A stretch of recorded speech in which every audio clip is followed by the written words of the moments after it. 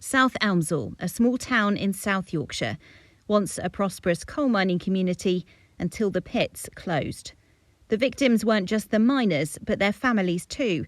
A traumatic experience for one miner's daughter, Dr. Gail Bradbrook, now one of Britain's leading environmental campaigners. Working class people are set up against environmentalists. It's a classic divide and rule. What we talk about is a just transition. And what happened in the coal mining communities was the opposite of just. I mean, coal miners had decent pay, decent conditions. It was still hard work. My dad used to work shifts, and I've never understood how he could manage that. You know, it was mornings, was he on mornings, nights, afters, constantly his body clock changing. So it was hard work, but they were paid well. Gail Bradbrook is not a household name, but she is one of Britain's most fearsome campaigners. She co-founded Extinction Rebellion with Roger Hallam. He's serving a 5-year prison sentence for conspiracy to disrupt the M25 motorway, while she herself is serving a suspended sentence for breaking windows at the Department for Transport. The basic thing to say to people is we're being led over a cliff, the life support systems of the earth are being destroyed, there'll be not enough food quite soon as a result, and when there isn't enough food, civilization falls to pieces, and we're trying to sound the alarm so that some change can be made. There isn't really any time left, we're over time. We can prepare for the worst, and we can get down together in our communities and be together and meet these times, because the politicians aren't going to do it. So like one of the things that we also do in Extinction Rebellion and the wider movements is to develop assemblies of ordinary people, because I don't think we have got functional democracy. A functional democracy wouldn't be doing this to people. And we need to create new institutions, alternative democratic institutions, to make decisions. Like, you know, like a place like this, right? When there's not enough food, people will use these markets. I think they'll bring food out of the gardens to sell and barter. How are we going to make decisions about, you know, what to do about if there's not enough water, or how to distribute food fairly, or how to sort of police ourselves, or how to deal with floods? I mean, what's happened in communities that have been impacted by climate change is that the local services can't cope. So when you think, I don't know, 50, 100 years down the line... 5, 10. That soon? Yeah. You think this site will be more integral to people's lives? Yeah. One of the things with the climate and ecological crisis, if we've tended, and I've been there myself, you tend to think, well, it sounds bad, but I think it's going to happen to somebody else, somewhere else, at some other time. You know, 50 years down the line, well, hopefully some technology will have come along. The food systems already are under pressure. The farmers this year, it's 2024, the farmers this year are struggling to plant their crops in flooded fields. And what the academics talk about is multi-breadbasket failure. So you've got big bread baskets in the world where wheat's grown, rice is grown, etc.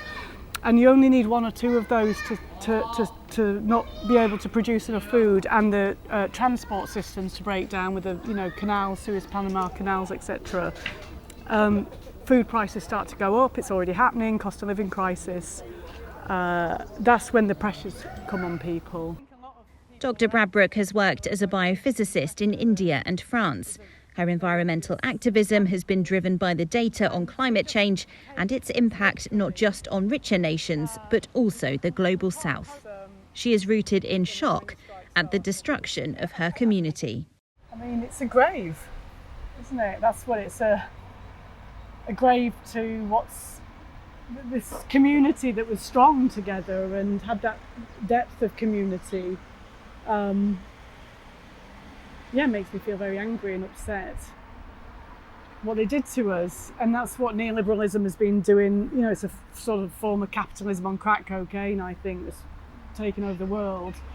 And then also this headgear, that there's a path that I would walk from my house and you'd see that in the distance, Frickley's headgear, and just suddenly one day it was gone, and it was like a physical shock in my body when that was removed. It's not okay just to take, of course it's not okay to take people's livelihoods, it's also not okay to take away the meaning and the history of their community. So I'm very glad that this wasn't here for many years, that they've decided to honour our mining history here.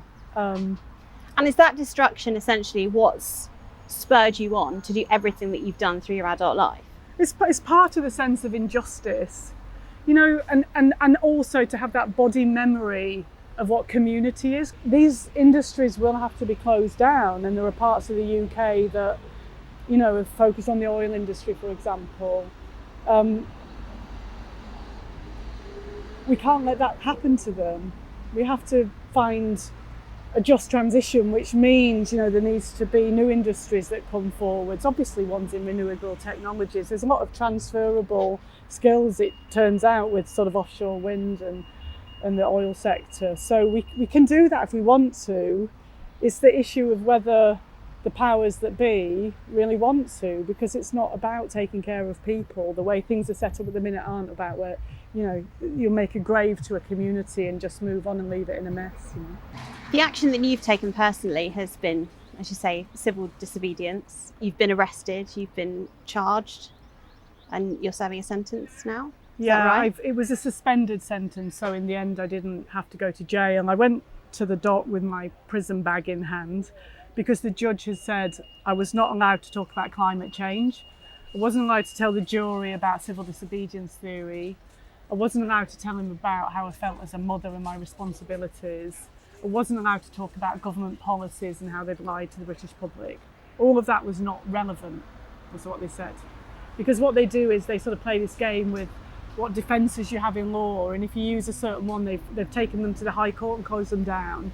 So as activists, you have very little ability to defend yourself, but I wasn't willing to be silent. So I went with my prison bag and, like, you know, he actually said to me, "Oh, Dr. Bradbrook, are you going to follow my rulings, meaning you're going to stay silent on the issue of climate change?" And I just said, "Judge Edmonds, I have to do what I have to do, and you'll have to do what you have to do." And I was willing to go to prison, but I didn't in the end. He didn't follow through with his threats. I got a community service order. I had to do 150 hours of community payback, it's called, which is a bit ironic because I am here to serve my community.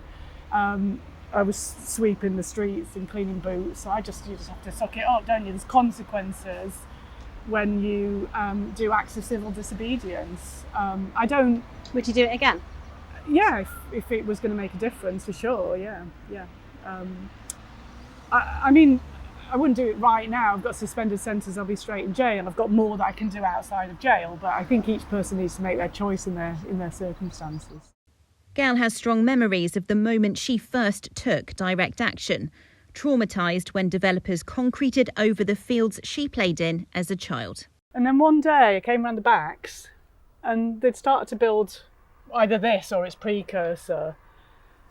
And I was utterly devastated. And you were about 9 then, right? I think so, yeah, about 9, yeah.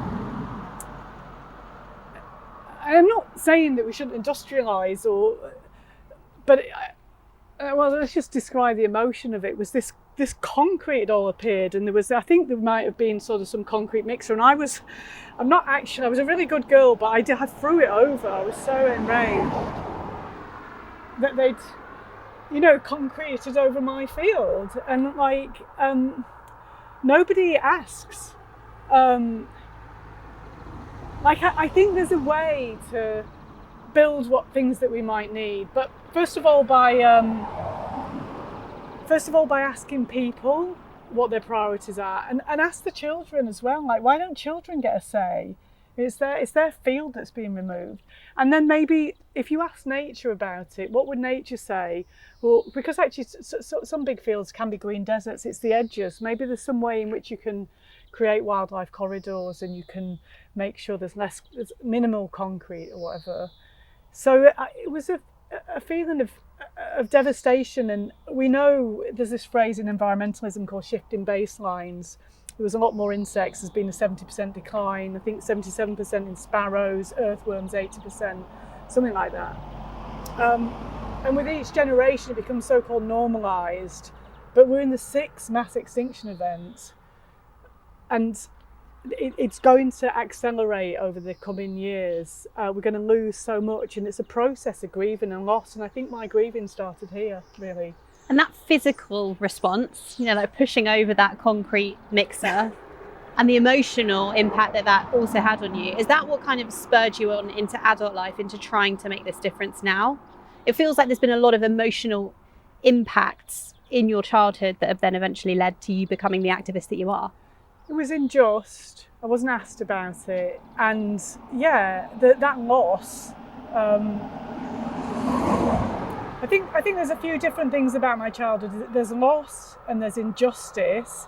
There's a connection to nature, but there's also a deep curiosity. I have a PhD in molecular biophysics. I'm interested in how the world works and why things are how they are and how they might change. So that's the sort of combination. So I was mostly very studious at school.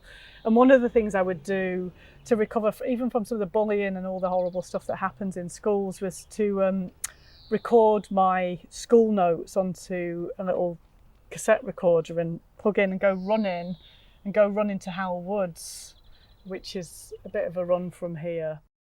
Howell Woods became a sanctuary for Gail. Until recently, though, it was threatened by HS2 Rail's northern leg. It's an ancient woodland. I wouldn't have known that. I wouldn't have even known the names of the trees, but I just feel peaceful here. It's beautiful, isn't it? And listen to the birds. And, the HS2, the second bit of the train line, was supposed to come, I think, alongside this. I don't know how much of the woodland they would have damaged. I believe it's now cancelled. You always wonder if they're going to resurrect these projects. So this was one of the woodlands at risk. HS2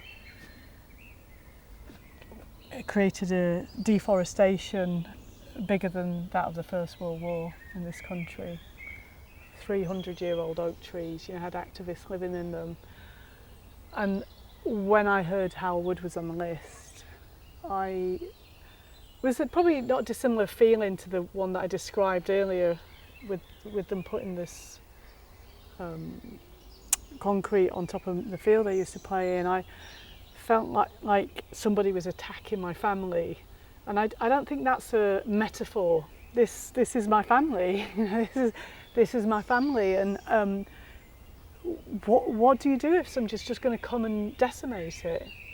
Do you just sit by and let that happen? What would you do if somebody was coming to attack your family?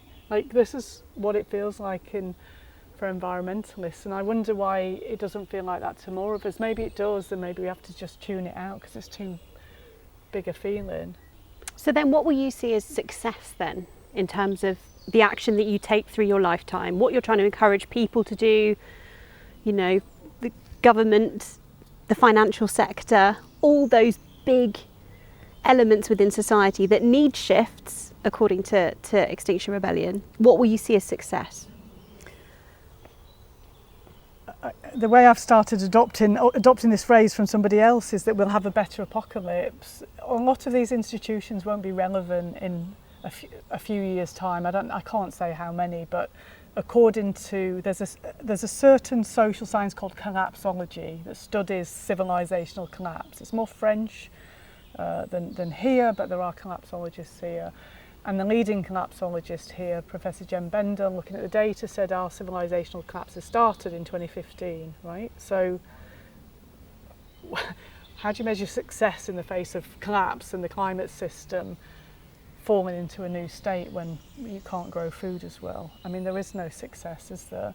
But there is something about not falling into this great abyss, into the depravities of what we know fascism does to people, and instead finding our agency. We know that quite often people will say that their entire town flooding was awful, but it was also a time when they all came together. That's what I hope for, is that we will continue to find our reconnection with this beautiful land of, in the UK, it's gorgeous. And we will continue to fight and protect and rediscover the true meanings in life, which sounds a bit grandiose, doesn't it? But I think really it's about love, and it's about love in the way that love would inspire you to act with as much courage as you can. One woman taking a stand for what she believes in, a campaigner who has been fearless in trying to alert the world to coming dangers.